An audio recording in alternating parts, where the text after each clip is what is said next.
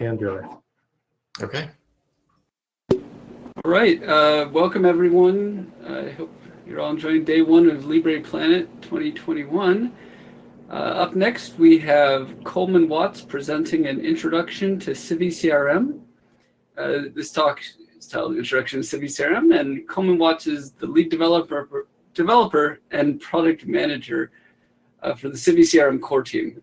Coleman coordinates new developments within the platform and has worked with various nonprofits to help them align their technology with their mission. In this talk, he'll explain what CiviCRM is and why it's an excellent solution for contacts and communications for nonprofits everywhere who enjoy the many benefits from the flexibility of this superb free software program. So Coleman, please take it away. Thanks very much. Hello, everybody. Good morning, good afternoon, good evening, wherever you are in the world. I'm coming to you from Charleston, South Carolina. And CiviCRM, we have a distributed team, so other folks are in different places of the world. Hopefully they're tuning into this as well. Free Software Foundation has been a long time ally of CiviCRM, and we're really happy to be back at the conference this year. So today I'm going to be talking about what CiviCRM what it is, who uses it and why, a little bit about how it works and how it's made. So let's get started.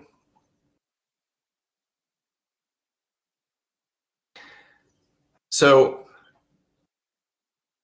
I think your takeaway from this slide is that CiviCRM is a big project and it does a lot for a lot of organizations. For those of you who are new to the field, CRM is constituent relations management. In some industries, the acronym stands for customer relations management, but the word constituent usually aligns better with what the kinds of organizations who are using CiviCRM are working with. They're working with all different kinds of people and doing all different kinds of things. And so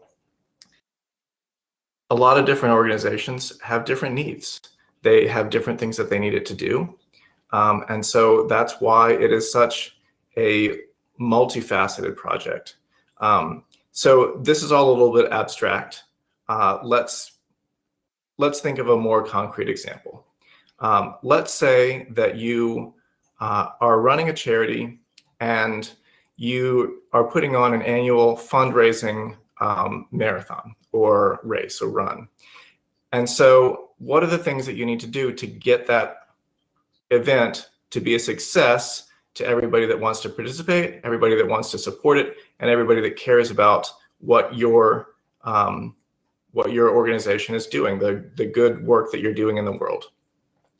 Well, you need to promote it. You need to create a page about your event and describe it, be able to share it on your website. You need to allow runners to register online to say that they are going to be participating in this category of the race on this day. And for each of them, they can then create a personal fundraising page where they can have a goal for how much money that they're going to be raising for their run. And the page can have one of those little thermometers that shows how much they've raised and how much they've got left to reach their goal. They need to be able to share that on social media, get the word out, and have people then come in and donate to their personal fundraising page so that they can raise their portion of funds for the organization. You also need, for the day of the race, you need volunteers. You need volunteers before, during, and after, probably. So your website is also going to need an online form for those volunteers to sign up, say what skills they have, what they're willing to do, what hours they're available for. And then those folks are going to need to have some way to check in participants for the event on the day of. Wouldn't it be great if they had a little scanner on their phone that could check people in by scanning a code on their tickets or on their receipts? And of course, we want to make sure that everybody turns up that day. So we want to be able to send out email reminders and text messages to folks before it's happening. And then after the event, we want our staff to be able to generate reports saying how much was raised, how many people attended, to be able to see how well they did with their goals and set some goals for next year. And then for next year, we need to be able to find the contact information of everybody that participated before, everybody that ran before, everybody that donated before, and everybody that volunteered before, and send out targeted emails to them saying, hey, would you like to do this again? Would you like to tell a friend about this so that you can spread the word about what we're doing? CiviCRM can do all of that. It's kind of amazing that this free project has grown to the point where it can do all of those things, and that's just some of the things that it can do. So this is why it's so important to have something like this out there for nonprofits to use.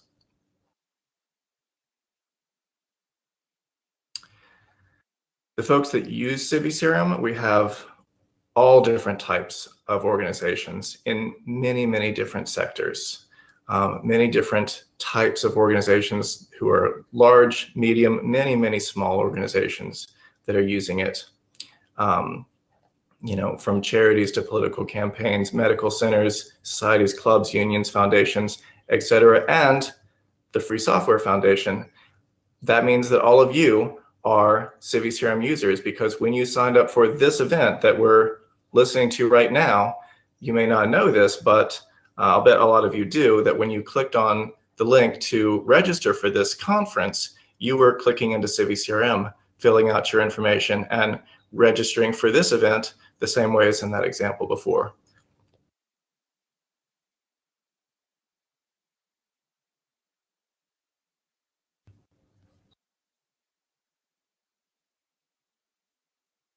So there are way too many organizations to list here, but this is just a simple cross-section of the many different types of organizations that are using CiviCRM to fulfill their mission. Some, like the New York State Senate that you see in the middle there, are using it as a matter of policy because they believe that open source free software is more secure inherently. Other organizations are using it because it came recommended from folks in related nonprofits who are using it successfully and they wanted to tell others about it. And other organizations are using it because they did comparison shopping and they looked at the costs and benefits of lots of different offerings on the market, and they came to the conclusion that CiviCRM was the right choice because either it's a better value, or it offers the features that they need, or it's something that they can customize to meet their needs. This still feels a little abstract. So I just want to make the point that ultimately it's about people. It's about people who want to make a positive difference in the world.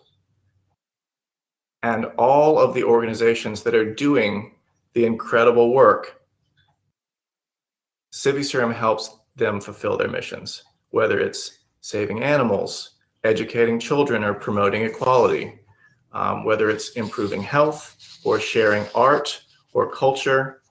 Ultimately, it's about you, because all of the organizations that CiviCRM supports are making the world a better place for you every day.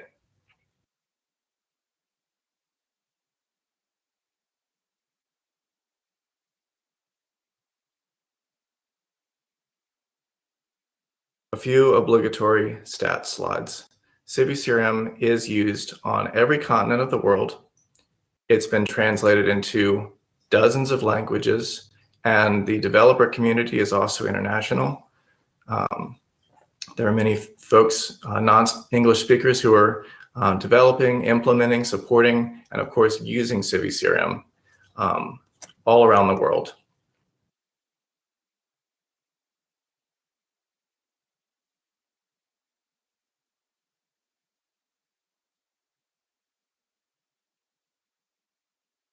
And these statistics, by the way, are on our website. You can go to stats.civicrm.org, and we generate these statistics through anonymous pingbacks from CiviCRM sites for those that want them to be enabled. So there are over 11,000 active CiviCRM sites that we know of that have that feature enabled. Those that disable it, we don't know anything about them. So we have at least 11,000 active sites running in the world. And of those sites, they are managing an amazing 277 million contacts. They've processed 230 million payments and registered 56 million people for their events, just like the one that we talked about at the beginning of this. All different types of events and all different types of donations, memberships, everything that they do. And you can click around and play around with these statistics and see how big those organizations are. As I mentioned, a lot of them are fairly small, but there are some very large organizations that are managing millions of contacts. You can see what the most popular extensions are, and you can also see what websites they're running on. And I'll get to that in a minute.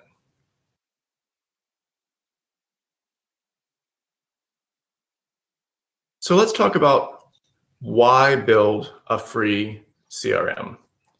So back in 2004, there were two visionaries named Dave Greenberg and Donald Lobo that started this project and put their own time and money into it for years to see it get to the point where today it's self-sustaining. But they worked for years and years to get it to that point. And at that time, I think one of the things that they were seeing was that there were a lot of cool free software projects popping up in lots of different areas, but there was no free CRM that could support the missions of nonprofits and charities, etc. It was a massive undertaking to create this project, and I kind of suspect that at the time they didn't realize just how massive it was going to be. Maybe they wouldn't have done it if they had known that, but I'm very glad that they did, and thousands of organizations around the world are very glad that they did. Because a CRM is mission critical. You have to have it. You have to be able to, for an organization that's about connecting people, you have to know who those people are, and you have to be able to reach out to them.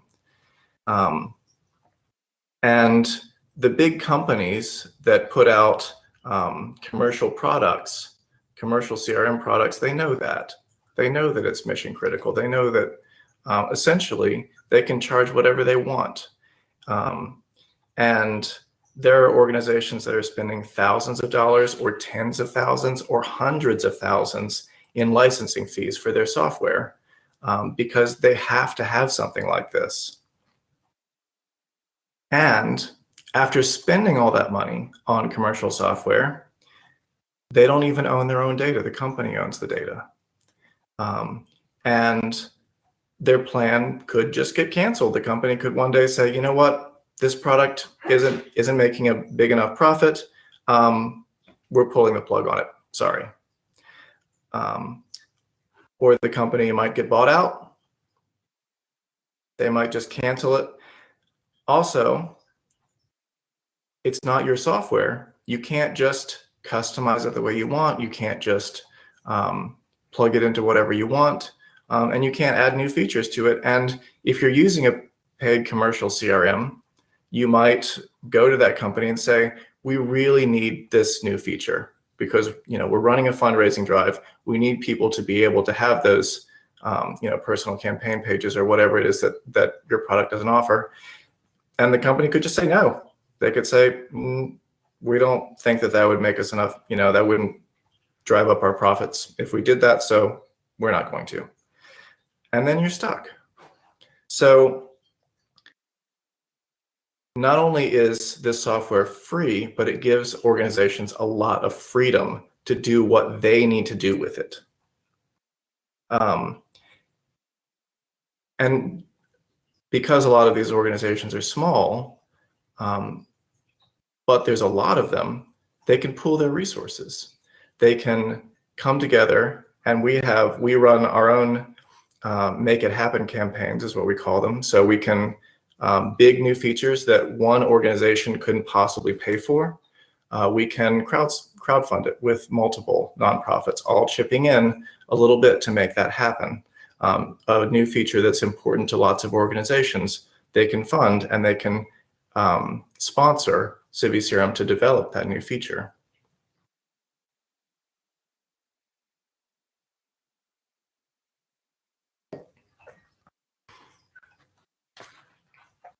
And that's how a lot of the new features in CiviCRM have gotten developed over the years. And we'll talk a little bit about those more.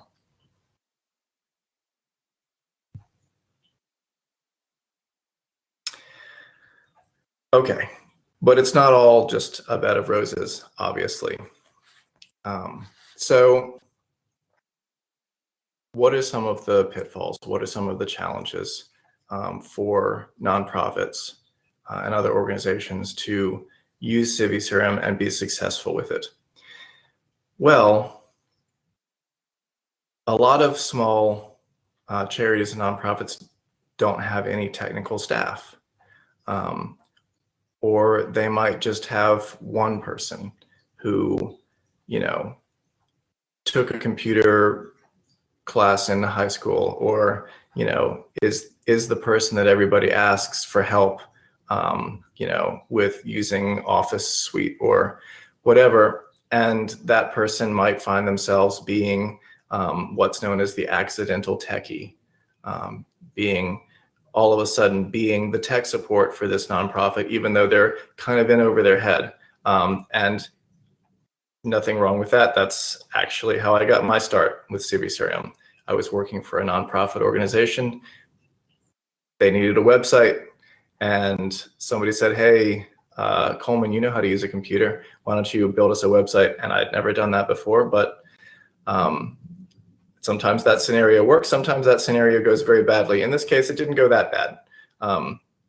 We got our website, and they also needed a CRM, and I found CiviCRM and found that the website, the free software I was using for the website, Drupal, worked perfectly with this new thing called CiviCRM. And I started using them together and started to realize just how powerful it could be, especially if I just learned to do a little bit more with, doing a little bit of custom coding here and there to get in a few new features that it needed, or to make some tweaks to existing features. And it just blew my mind how much it was capable of. And, it ended up running, online registrations, applications, volunteers, staff, and of course donations, fundraising drives, campaigns for the whole organization. It was really a great benefit to that organization. And so I've loved CiviCRM ever since, and I have stuck with it. That's not always the case. And sometimes a nonprofit just doesn't have that kind of staff resource, doesn't have somebody that can do that kind of massive undertaking. And they may not realize just how big of an undertaking it's going to be. There are solutions to that. We'll get to that in a minute. But there's another challenge to us, which is that the massive companies that put out these commercial products, we can't compete with their marketing budget. I mean, if you want to know, the marketing budget for CiviCRM is approximately one shoestring per year. On a bad year, it's half a shoestring. So we really can't just, we can't run the ad blitzes that they can to let nonprofits know that we even exist. We rely on word of mouth for that. And hopefully all of you will come away from this talk and spread the word yourselves, because that's very helpful. It's helpful to us as a project, and it's also, of course, helpful to the nonprofits that manage to find us and find something that really can work for their needs.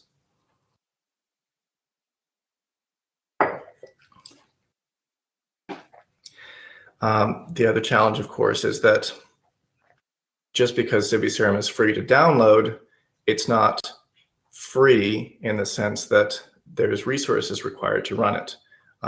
Not just the computing resources, but also the technical resources to know how to set it up, how to troubleshoot it, how to configure it, how to get it running correctly, how to structure the data in the database correctly so that you're entering in data in a good, clean, helpful way that's going to generate good reports and not make a big mess. So if a nonprofit is saying, well, this is free software, therefore we're expecting to pay nothing for it ever, it's not a realistic expectation, and it's not probably going to work out very well.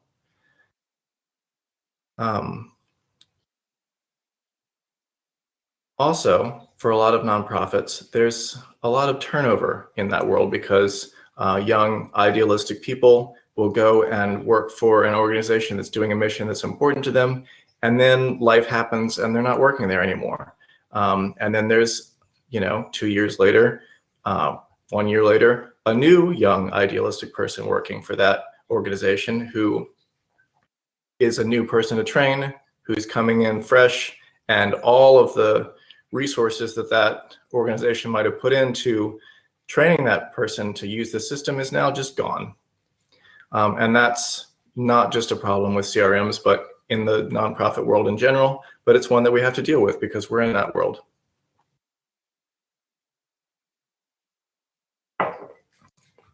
And the last problem, and this one is the worst, is the worst in the sense that it's just the most frustrating.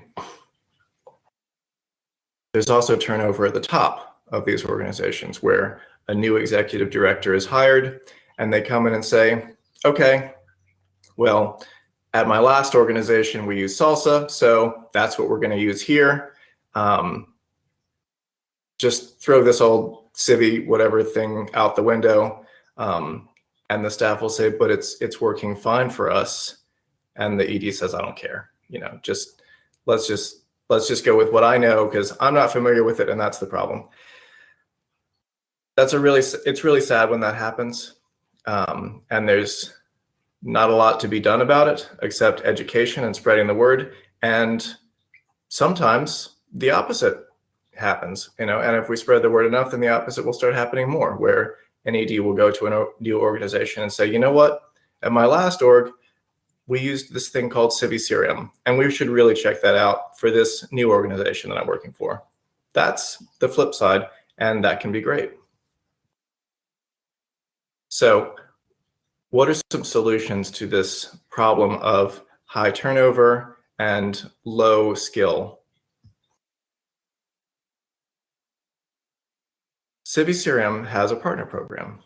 And so if you go to our website, civicrm.org, and you click on Find an Expert at the top, you'll come to this page that you can scroll through and find a partner, somebody who is an expert at CiviCRM and can help your nonprofit to use it well.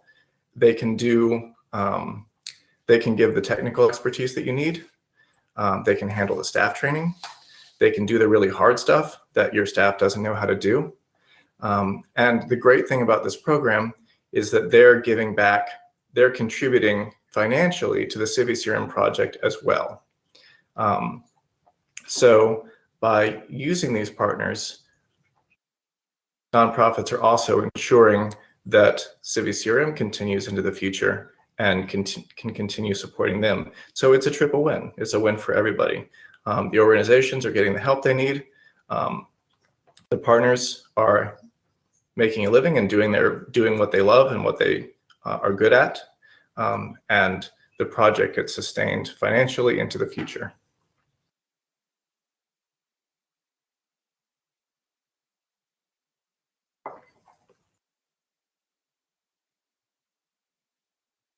So if you are interested in checking out CiviCRM and need some guidance along the way, partners can do any level of help. So anything from a full turnkey system that they can just run in the cloud for you to just the occasional Civi 911 call where you're using it great, but all of a sudden there's something that something unexpected happens where you suddenly have a need that you don't know how to handle, and you can call them up for it.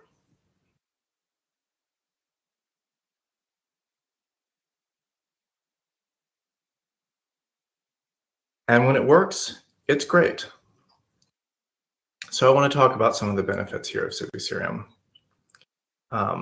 Because first and foremost, it's a holistic solution for nonprofits to use.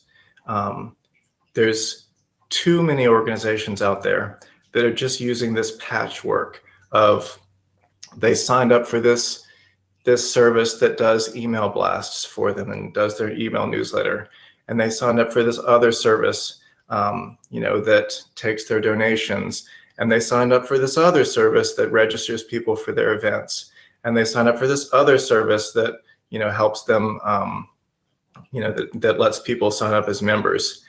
And it just turns into a big mess. And even though a lot of those paid services might not cost very much per month, there is a big cost to the fact that these systems don't talk to each other.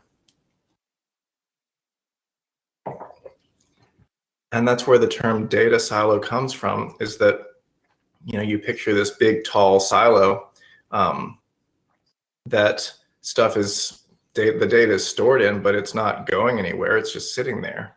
And so you have the choice of either duplicating the data and having people sign up for your email newsletter using that email service, and your event registration system doesn't know about them, or vice versa. You can manually enter the data from one to the other, or you can try and come up with some more clever solution. But what I would say is that if you're asking yourself, how do I get my 5 systems to all share data with each other? I have to ask, why are you using 5 systems? Because CiviCRM can be the one database of record that the same contacts that are in the database who have donated are the same contacts that have signed up for events, have attended your conferences, have volunteered, or have family members that have volunteered, have family members that are in, that are, maybe working for your organization, or are major donors or potential funders.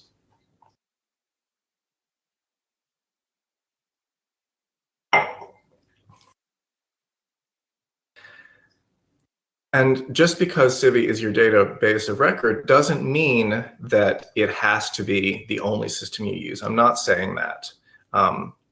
One great thing about Civi being free and open software is that it has an open API, and it does plug into a lot of those. Third-party systems that I mentioned. And depending on the organization, using those can be a good idea. So the point is, it doesn't lock you out of anything.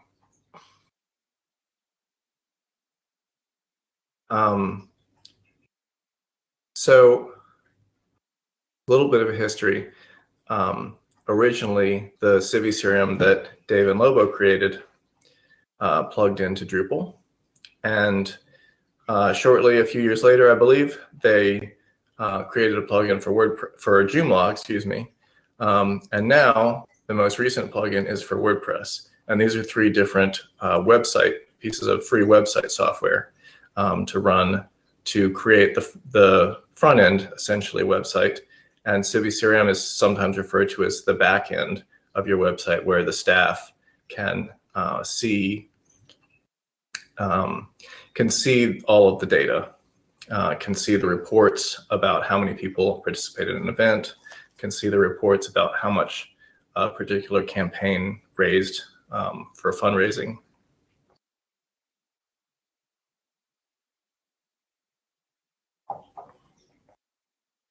And for being the newest, you might have mentioned on a previous slide, WordPress now makes up a quarter of all CiviCRM sites. And that's definitely the fastest growing. A lot of organizations are using WordPress because of its simplicity, and good for them. We're glad that we can integrate with that and give them a CRM that also works with their website.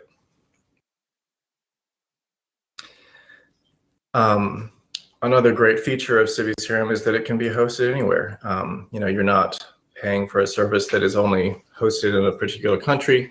That's very important to some organizations, especially if they're dealing with privacy or data protection laws.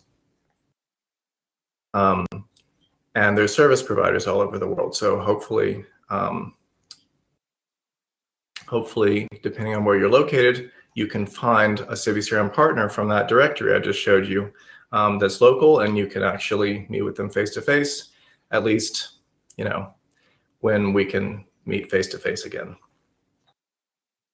And finally, you can build your own features, or you can hire someone else to do it, or you can pool your resources with other organizations to do it, or you can hire us to do it. The CiviCRM Core Team is partly funded by being hired to work on developing CiviCRM itself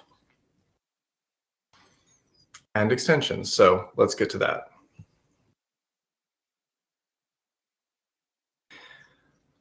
Another snapshot of our website, the CiviCRM extensions directory. When we first came up with the idea for CiviCRM extensions about 10 years ago, we weren't sure if it was going to catch on. CiviCRM was up to that point something that you downloaded as one big package, and that one big package had components that would do the fundraising and the event management and the campaigns and the contacts and the activities. And so this idea that you could open that up and have new features added through extensions, well, we just weren't sure if there were that many people out there that were interested in creating new features for CiviCRM. Well, today there are almost 500 published extensions for CiviCRM. This is a graph of releases per month. There's a few odd spikes in the graph caused by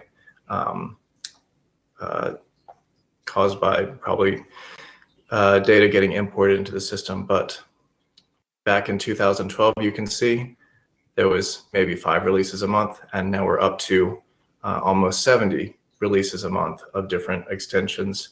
And these are like for instance, a 1.1 release or a 1.2 release of an extension. 70 of those a month.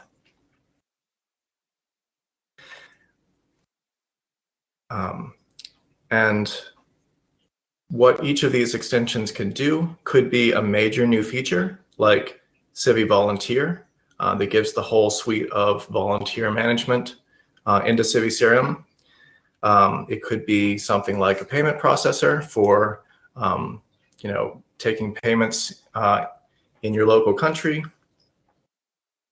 It could be a theme, such as the CiviCRM Bootstrap theme that helps it look more presentable, depending on what website you're using and how you want it to look.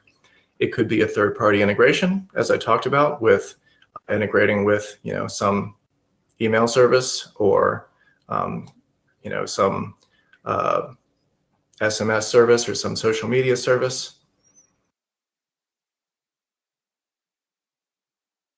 It could be just about anything.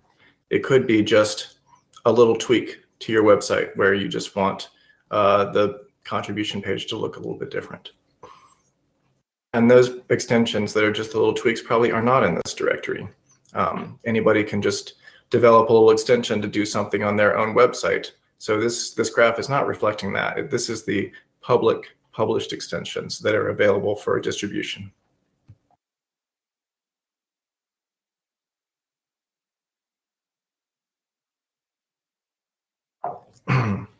As I mentioned, CiviCRM has a developer community all around the world. We usually host, or different partners will host, developer sprints where documentation gets written for the project, new features get added, bugs get fixed. We're certainly looking forward to a time when we can do those in person again, but we've done a few virtual sprints this year, which has been great.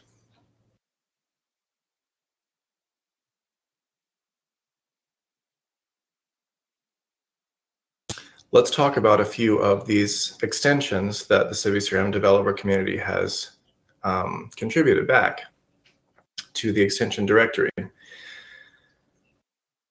So for a long time, CiviMail, which is the email blast system, was simply using like CK editor or TinyMCE, some little editor that's really intended to be more like editing,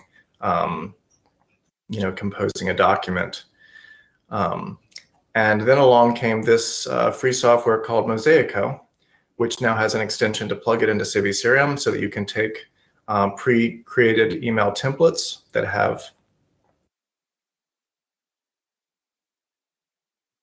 some beautiful layouts, plug your own logo and images and text into them, and have really professional emails sent out from CiviCRM that are compatible, importantly, on mobile devices and different email platforms.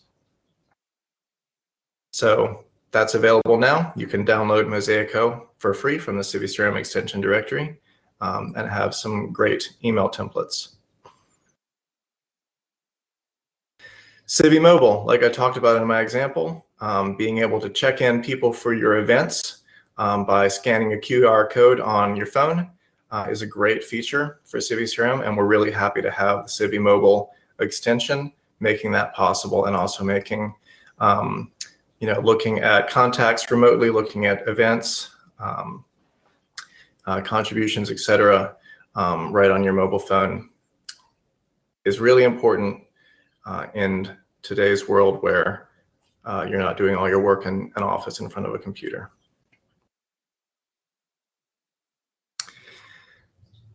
This is a new extension that's currently in beta. As I mentioned, we have these Make It Happen campaigns, which are, of course, powered by CiviCRM contribution pages. And so you can go on to civicrm.org right now and see the status of these fundraisers. But we've raised some money to develop CiviCRM Form Builder. And it is now available to download and test. And actually, it's now being shipped with CiviCRM itself to make it easy to install. The Form Builder lets you essentially create flexible forms, making it look exactly like you want it to look, collect exactly the data that you want it to collect, and include other elements, text, images, you name it. Things like conditional fields, customizing option lists. It makes it great for when you want to, say, put out a survey on your website, put out a sign-up form on your website, have people register on your website for various things that your organization is doing, and you want to have the form look really professional, or you want it to collect a lot of information that is going into different places in the database. I don't think I can overstate the importance of forms in this system in general, because data entry for some nonprofits takes up a huge amount of staff or volunteer time, where people will email their information to the organization or handwrite it into forms. Why not just have that information go straight into the database by having the users fill it out on your website?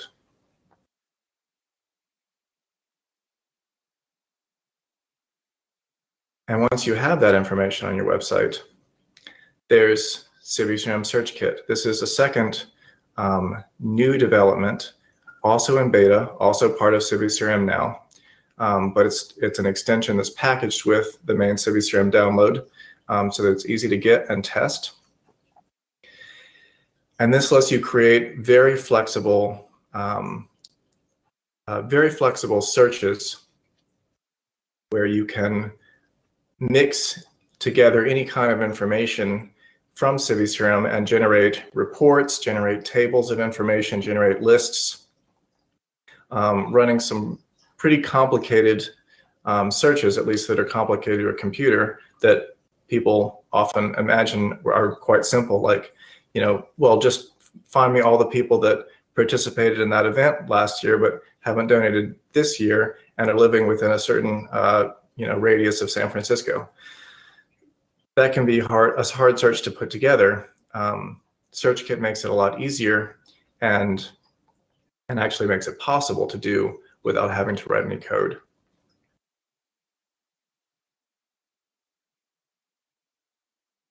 So I highly recommend, if you use CiviCRM, to try those 2 new extensions and see what you think, and see if they're working for you, see if your organization can contribute something to their development, and leave some feedback. And here's where to do it. Chat.civicrm.org is our Mattermost install, which is another piece of free software that allows online chat rooms. We're using that for most of our community communications these days. There's rooms set up for just about everything. So jump on there. I'm on there all the time. So are the other core team members, and so are a lot of other, a lot of familiar names in the CiviCRM community.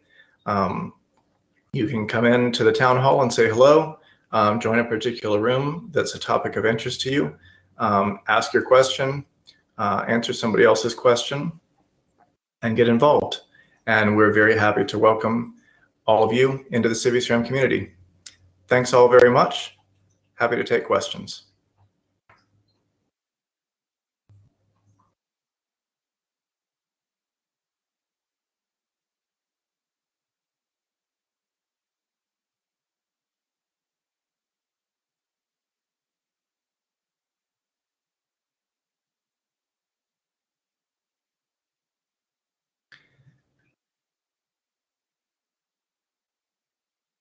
The question was, can you speak more about the decision to take AGPL v3 for CiviCRM? The answer is no, I can't. Sorry, I wasn't in the part of the Civi project back in the day when that was selected. I'm not sure why it was. Sorry.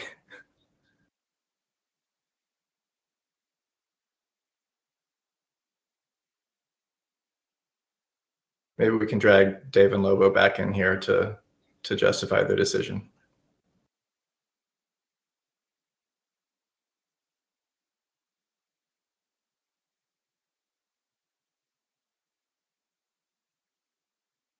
Yeah, I'm looking for any other questions. If you put them in the IRC chat room, I will pass them along. So someone's asking, what paths for migration from other platforms, especially if you're using things like WordPress add-ons currently? Especially if you're using what, sorry? If you're using like WordPress add-ons for some sort of a CRM? So CiviCRM has a built-in import tool where it can import spreadsheets. So if you're able to export from whatever other system into a spreadsheet, then you can import it into CiviCRM. That's the basic mode. And then the more advanced mode would be something that used our API. I mentioned briefly that we have an open API. And we also have a pretty great developer tool called the API Explorer that lets you graphically see our API just through point and click, clicking on the entities you want and the fields that you want and the kind of operation you want to do, and it'll write the code for you. So even if you're not an advanced coder or anything, you can learn to use our API pretty quickly by pointing and clicking. And then if you have your data in some other format, you can put it into CiviCRM using the Civi API.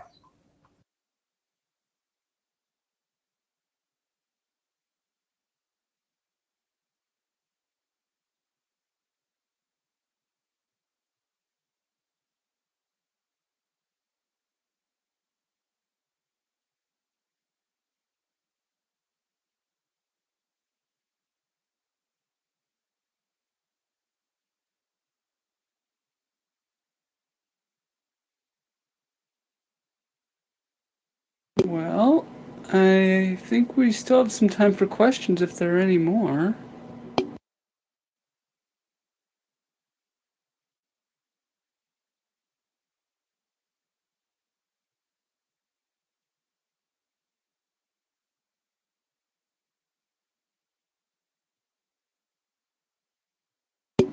Otherwise, I think that you're getting some people thanking you, and I thank you as well for giving this talk.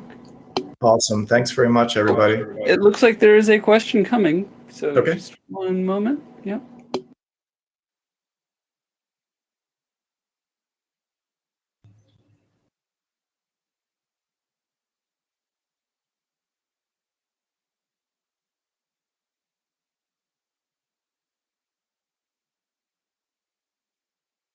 I think we are at time, so I'm not seeing that question come out, so I think we're going to have to cut it. But thank you very much.